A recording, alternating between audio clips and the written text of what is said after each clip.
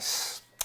Estoy grabando para el lunes 12 de febrero, después de un fin de semana muy bendecido, disfrutando juntos de la alabanza y la adoración en la Iglesia Revive y la preciosa palabra de Dios que nos trajo Germán. Hoy nos toca la lectura en nuestra guía de lectura para el 2024 en Éxodo 32 a 34 y en Filipenses capítulo 3. Nosotros meditaremos en Éxodo capítulo 34, versículos 1 al 7. Escuchemos la lectura que hoy nos trae Eli. Éxodo 34, versículos 1 al 7. Y Jehová dijo a Moisés: Alízate 2 tablas de piedra como las primeras, y escribiré sobre esas tablas las palabras que estaban en las tablas primeras que quebraste. Prepárate pues para mañana, y sube de mañana al monte de Sinaí, y preséntate ante mí sobre la cumbre del monte. Y no suba hombre contigo, ni parezca alguno en todo el monte, ni ovejas ni bueyes pascan delante del monte. Y Moisés alisó 2 tablas de piedra como las primeras, y se levantó de mañana y subió al monte Sinaí, como le mandó Jehová, y llevó en su mano las 2 tablas de piedra. Y Jehová descendió en la nube, y estuvo allí con él proclamando el nombre de Jehová. Y pasando Jehová por delante de él, proclamó: Jehová, Jehová, fuerte, misericordioso y piadoso, tardo para la ira y grande en misericordia y verdad, que guarda misericordia a millares, que perdona la iniquidad, la rebelión y el pecado, y que de ningún modo tendrá por inocente al malvado, que visita la iniquidad de los padres sobre los hijos y sobre los hijos de los hijos, hasta la 3ª y 4ª generación. Después de la apostasía del capítulo 32, Moisés intercedió por el pueblo en el capítulo 33. Con el perdón se presentaron al pueblo los requisitos de Dios para la renovación del pacto en este capítulo 34. El capítulo continúa en el contexto del pedido de Moisés de ver la gloria de Dios y termina con el resplandor del siervo de Dios. El capítulo se divide en 3 partes. El segundo ascenso al monte de Moisés con nuevas tablas, donde Dios le deja ver el reflejo de su gloria, versículos 1 al 9, las estipulaciones para la renovación del pacto y serias advertencias, versículos 10 al 26, y la gloria de Dios reflejada en la cara de Moisés, versículos 28 al 33, y de esto algo diremos el próximo domingo al estudiar la carta a los Corintios, 2 Corintios capítulo 3. Ahora, Moisés sabía lo que muchos de la iglesia de hoy han olvidado, que la actividad más importante del pueblo de Dios es adorar a Dios. A Moisés se le dio la garantía de la presencia de Dios con su pueblo, pero eso no era suficiente.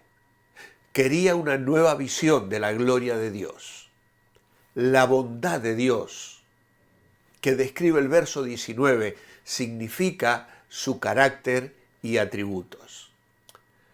Moisés volvió con Dios a la montaña durante otros 40 días. Y él le dio nuevas tablas de la ley. La proclamación del Señor en los versículos 6 y 7 de este capítulo llegó a ser la declaración de fe estándar para los judíos. No es exagerado decir que Éxodo 34:6 es uno de los versículos más importantes de la Biblia.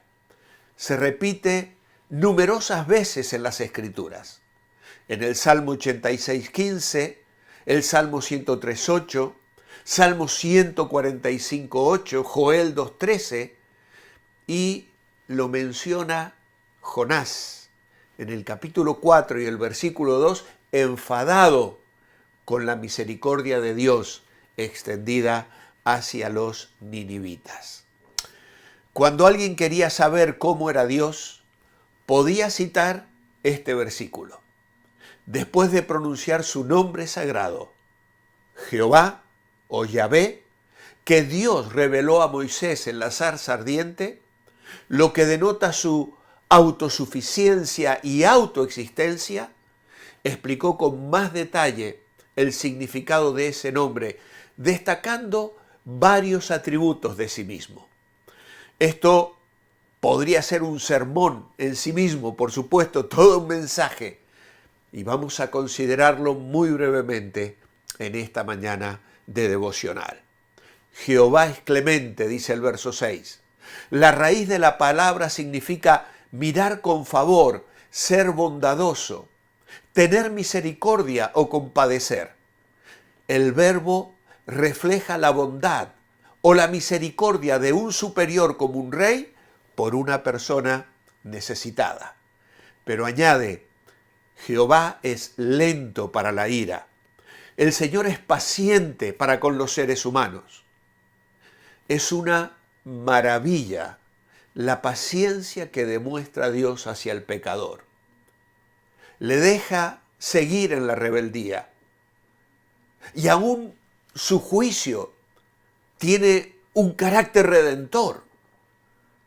Cuando disciplina, a veces está advirtiendo, está llamando al arrepentimiento. El amor divino sigue tocando, llamando en un sentido al pródigo para que se arrepienta, porque todas las criaturas de Dios somos pródigos en ese sentido. Y añade lento para la ira. Esto significa que su enojo tiene una cerradura muy difícil de abrir, muy difícil de abrir. Pero luego añade, grande en misericordia, significa que tiene un gatillo muy sensible. Se dispara con facilidad. ¡Qué contraste! ¡Qué maravilla! Un Dios misericordioso, lento para la ira. Es difícil que la ira de Dios se explote, como explota la nuestra muchas veces. Pero la que sí explota fácilmente es su misericordia. Tiene un gatillo muy fácil. ¡Qué bondad! ¡Qué amor de Dios! Jehová es grande en misericordia y verdad. La palabra esed, que significa el amor constante e inmutable de Dios, que forma la base para el pacto. En su favor inmerecido o su gracia que ofrece al hombre. Es su amor leal, es su fidelidad en el pacto. Es el constante amor divino que solicita la respuesta de verdad o el amor fiel de parte de los miembros de la comunidad del pacto. Jehová es grande en verdad, en fidelidad. Hay otra palabra que es la palabra emed, que significa firmeza, fidelidad y verdad. Es algo firme.